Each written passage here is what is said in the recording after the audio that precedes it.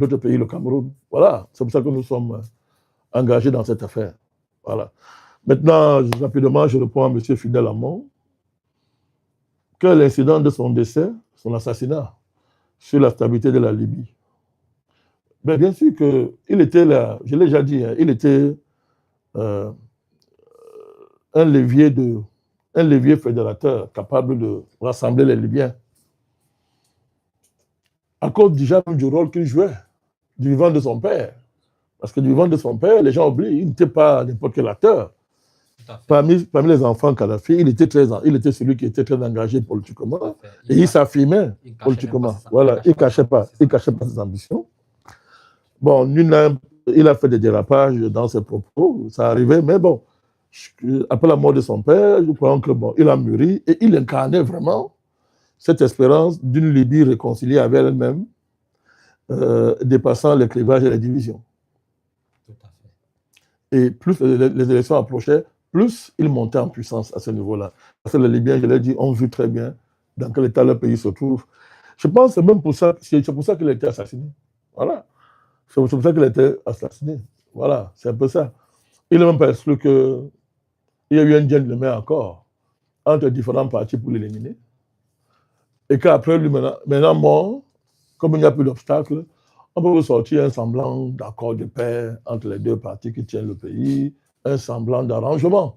Parce que lui, il dira, parce qu'il a une mémoire vivante de l'histoire de la Libye. Il connaît les accords du pouvoir. Il savait comment la Libye, Kadhafi avait réussi. Il connaissait la Jamaïa, il connaissait ce que c'est, il connaissait ça.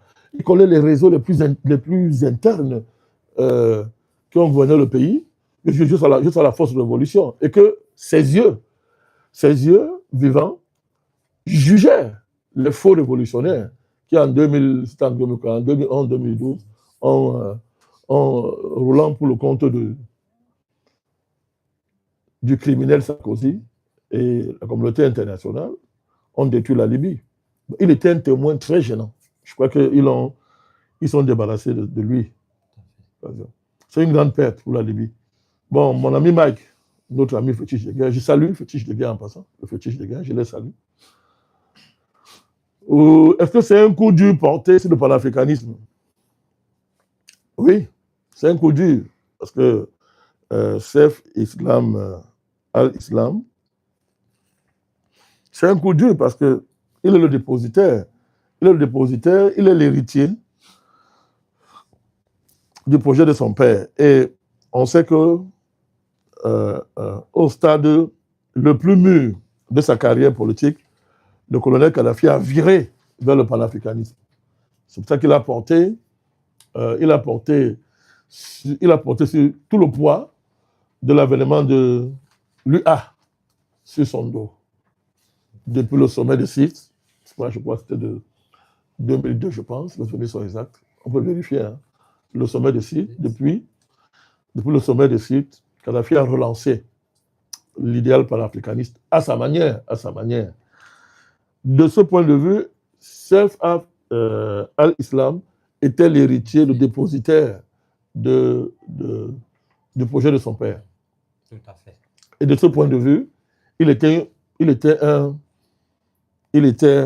comment on dit ça, une ressource très importante pour le combat panafricaniste en ces temps-ci. Surtout dans ce pont que son père, à un moment donné, avait jeté entre le Maghreb et l'Afrique subsaharienne. Voilà. Donc, à ce point de vue, oui, c'est un coup dur. Ça peut avoir de l'incidence, ça peut que ça a de l'incidence.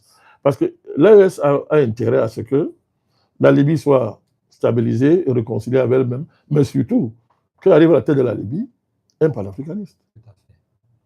Donc, sa mort aurait une incidence parce qu'une Libye fracturée, ben, c'est la porte d'entrée pour la déstabilisation de l'AES parce que ça vient toujours de cela.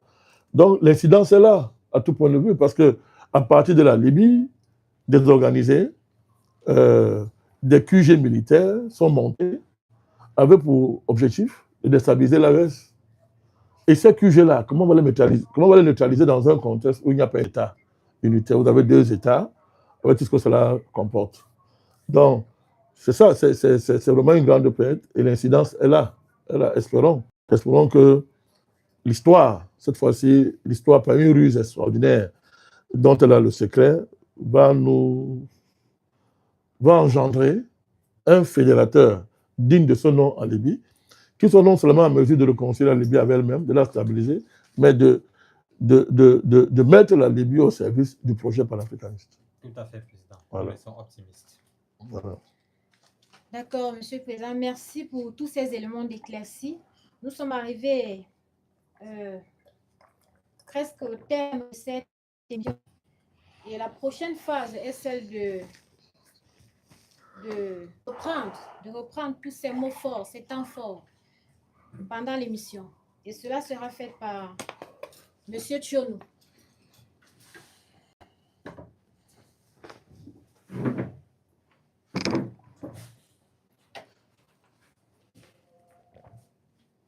Bonsoir, Monsieur le Président. Nous vous transmettons davantage nos civilités. Nous sommes à la dernière dorsale de notre émission concernant le récapitulatif ou la synthèse de vos propos sur le dossier Ashtan par rapport à la thèse de Maria Zakharova sur les pratiques globalistes comme gigantesque balle des vampires. Vous avez dit que c'est établi que les globalistes sont les non-humains. Les dirigeants mondiaux sont tenus par une puissance mondiale à caractère sataniste à l'effet de mieux les contrôler. Vous avez dit qu'on est dans l'occultisme de haut niveau et ce qui a été montré, ce qui est par là même, c'est ce qui n'est que la partie visible, qu'on ne voit pas. Concernant sur le potentiel mutisme des dirigeants africains en rapport avec le crime du fils de l'ex-guide libyen Muammar Kadhafi, vous avez, et de l'éventuelle incidence d'un tel crime sur la Libye, vous avez dit que on appelle dirigeants en Afrique tout et n'importe quoi, puisque l'inexistence géopolitique de l'Afrique rime avec une inconsistance politique. Encore que si ce qu'on appelle dirigeant en Afrique en était vraiment un, on n'aura jamais tué Kadhafi. On n'aura jamais tué Kadhafi. Et son fils représentait la possibilité de réconcilier les Libyens. Alors sa mort sacrifie ce projet-là. Sur la question de la sincérité, de la sincérité des investissements de la France pour le développement de l'Afrique, cas du Rwanda et du Bénin, vous avez dit que cette question mérite d'être répondue par tous ceux qui pensent que l'Afrique peut être développée par les investissements français. Encore que pour ceux-là, ils feront mieux d'aller s'installer dans leur vrai pays qui est la France. Vous avez ajouté en disant que pour revenir au cas du Rwanda, il s'agit tout simplement d'une prédation ou d'un néocolonialisme sous-traité aux nègres de maison, entre autres M. Kagame et M. Talon. D'ailleurs, il faut être fou pour envier un esclave, vous avez souligné. Sur la question de l'affirmation de la liaison entre les juifs réellement non sionistes et les juifs ayant conscience ou non, ayant consciemment ou inconsciemment rejeté le projet sioniste, de la prétendue proportion admise des juifs et africains déconstruits et de la nécessité d'une collaboration militaire mondiale ou de la communauté des nations à l'effet de mettre hors d'état de nuire les projets sionistes au regard de ces nombreuses conséquences en perte de vies humaines. Vous avez dit évidemment qu'on ne saurait faire une telle affirmation car il y a des juifs qui ne sont pas des sionistes. Toutefois, être juif non sioniste ne fait pas d'un juif un anti-Israël ou un non-Israël. Il faut toujours prendre en compte les contradictions qui travaillent l'État d'Israël dans l'analyse.